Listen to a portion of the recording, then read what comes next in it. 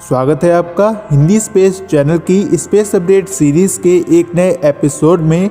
तो चलिए जान लेते हैं कि आज के टॉप स्पेस अपडेट्स कौन कौन से हैं। सबसे पहले तो डिफेंस स्क्वाड चैनल का बहुत बहुत शुक्रिया और इस चैनल से आए हुए सभी लोगों का हिंदी स्पेस चैनल में बहुत बहुत स्वागत है। तो चलिए आज का स्पेस अपडेट एपिसोड स्टार्ट करते हैं।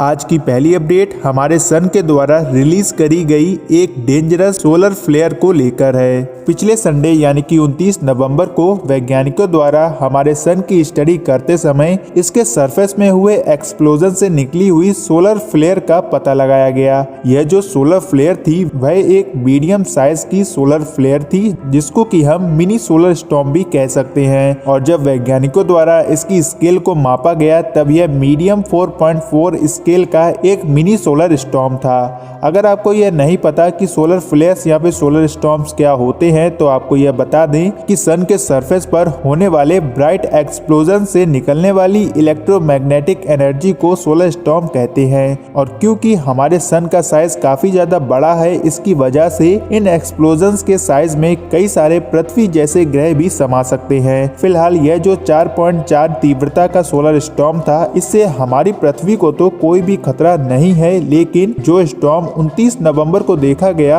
यह पिछले 3 सालों में आया हुआ अब तक का सबसे ज्यादा तीव्रता वाला सोलर स्टॉर्म था। और अगर इस स्टॉर्म के बीच में कोई भी चीज आ जाती है तो यह उसको काफी ज्यादा नुकसान पहुंचा सकता है। फिलहाल हम लोगों को चिंता करने की कोई बात नहीं है क्योंकि M8 तीव्रता तक के सोलर स्टॉर्म पृथ्वी तक आते आते काफी धीमे हो जाते हैं, जिसकी वजह से अर्थ की ऑर्बिटिंग कर रहे किसी भी सैटेलाइट को कोई भी खतरा नहीं होता है। लेकिन इससे ज्यादा के तीव्रता वाले सोलर स्टॉर्म्स पृथ्वी पर मौजूद इलेक्ट्रॉनिक सिस्टम को पूरी तरह से तबाह भी कर सकते हैं। और यह जो सोलर स्टॉर्म होते हैं वह कब सन के सरफेस से रिलीज हो जाएं इसके बारे में किसी को भी पता नहीं होता है। हम बस यह आशा ही कर सकते हैं कि ऐसा कोई सोलर स्टॉर्म नहीं आएगा, वरना प्रेजेंट टाइम में हम और आप जो कम्युनिकेशन सिस्टम इस्तेमाल करते हैं वह पूरी तरह से तबाह हो जाएगा।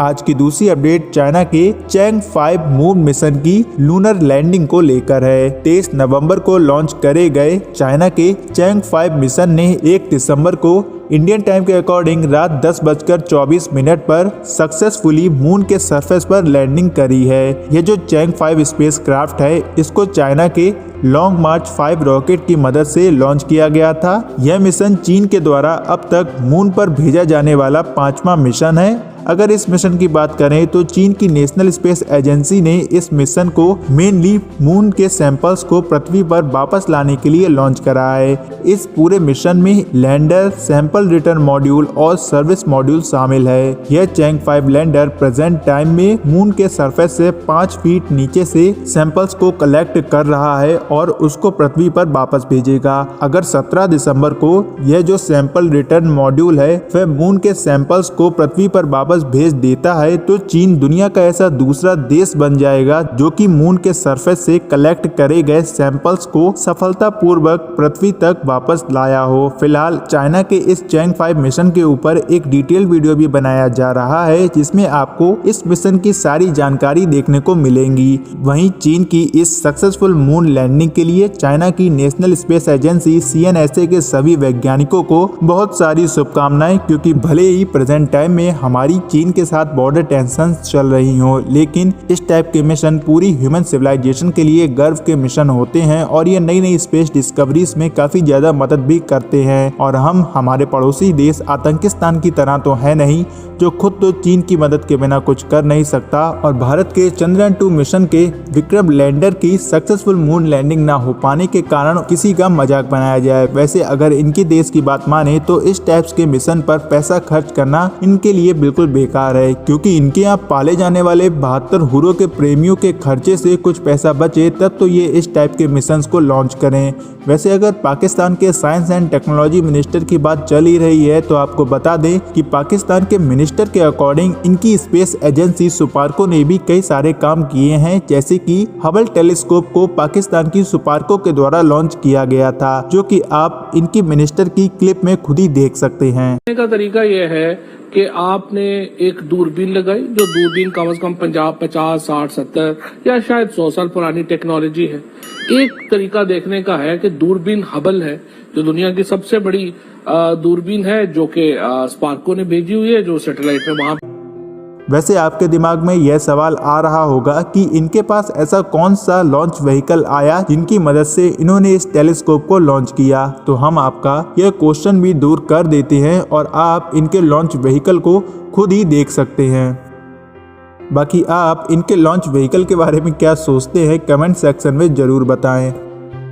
आज की तीसरी अपडेट HAL के द्वारा इसरो को डिलीवर करे गए अब तक के सबसे बड़े क्रायोजेनिक प्रोपेलेंट टैंक को लेकर है। 1 दिसंबर को हिंदुस्तान एरोनॉटिक्स लिमिटेड के द्वारा इसरो को GSLV मार्क 3 रॉकेट के सेकेंड स्टेज के अब तक के सबसे बड़े क्रायोजेनिक प्रोपेलेंट टैंक, जिसका नाम C32LH2 है, को डिलीवर करा जा चुका है। यह टैंक पूरी तरह से एल्युमिनियम एलॉय का बना हुआ है और इस टैंक के डेवलपमेंट में यूज करे गए सभी कंपोनेंट्स इंडिजीनियस हैं। HAL ने अपने ऑफिशियल स्टेटमेंट में यह बताया कि इतना हैवी C32LH2 टैंक को बनाने का जो मेन मोटिव है वह GSLV Mk3 रॉकेट की कैपेसिटी को जियो ट्रांसफर ऑर्बिट में बढ़ाना है, जहां प्रेजेंट टाइम में GSLV मार्क 3 रॉकेट की मदद से जियो ट्रांसफर ऑर्बिट तक 4 टन और लो अर्थ ऑर्बिट तक 8 टन के पेलोड को कैरी करा जा सकता है। वहीं इस टैंक की मदद से इसकी जियो ट्रांसफर ऑर्बिट तक पेलोड को प्लेस करने की जो कैपेसिटी है वह 6 टन और लो अर्थ ऑर्बिट तक पेलोड को प्लेस करने की कैपेसिटी 10 टन तक बढ़ सकती है। और अगर GSLV मार्क 3 रॉकेट की कैपेसिटी जियो ट्रांसफर ऑर्बिट तक 4 टन से ज्यादा के पेलोड को प्लेस करने की हो जाती है तो यह इस वर्ल्ड की $multi-billion की स्पेस इंडस्ट्री के लिए भारत को भी एक अहम प्लेयर के रूप में उतारेगा, जहाँ प्रेजेंट टाइम में ज्यादातर हैवी सैटेलाइट्स को SpaceX के Falcon 9 रॉकेट या फिर यूरोपियन स्पेस एजेंसी के एरियन 5 रॉकेट की मदद से लॉन्च किया जाता है। वहीं कैपेसिटी इंक्रीज होने के बाद GSLV Mk3 इन रॉकेट्स की कैटेगरी में आ जाएगा, जो कि इंडियन स्पेस रिसर्च ऑर्गेनाइजेशन के लिए एक गेम चेंजर साबित होगा और इससे गगनयान जैसे प्रोजेक्ट को भी काफी ज्यादा मदद मिलेगी। बाकी आपके GSLV Mk3 रॉकेट की कैपेसिटी को इंक्रीज करने के बारे में क्या ओपिनियन है, कमेंट सेक्शन में जरूर बताएं।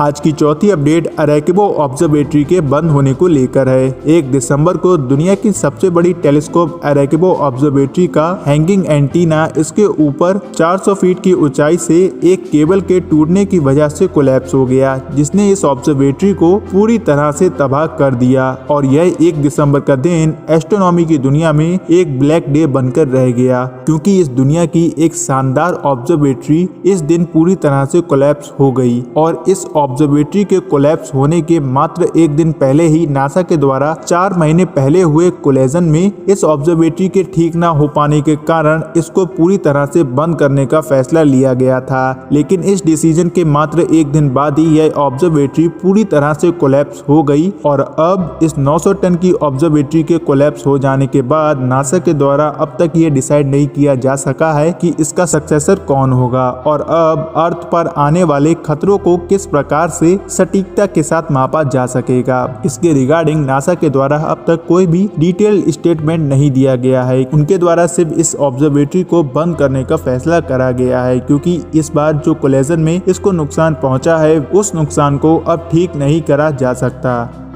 तो आज की इस वीडियो में बस इतना ही। सबसे पहले तो डिफेंस स्क्वाड चैनल से आए लोगों का बहुत बहुत शुक्रिया और साथ ही हम आपको यह भी बताना चाहेंगे कि आपको स्पेस रिलेटेड डेली अपडेट्स ऐसे ही मिलते रहेंगे। आपका हिंदी स्पेस चैनल को सब्सक्राइब करने के लिए बहुत बहुत शुक्रिया। अगर आपको यह वीडियो अच्छा लगा हो तो इस वीडियो को लाइक और शेयर करने के साथ साथ हिंदी स्पेस चैनल को सब्सक्राइब करें ऐसे ही और वीडियोस को देखने के लिए। तो मिलते हैं अगले वीडियो में, तब तक के लिए जय हिंद, जय भारत।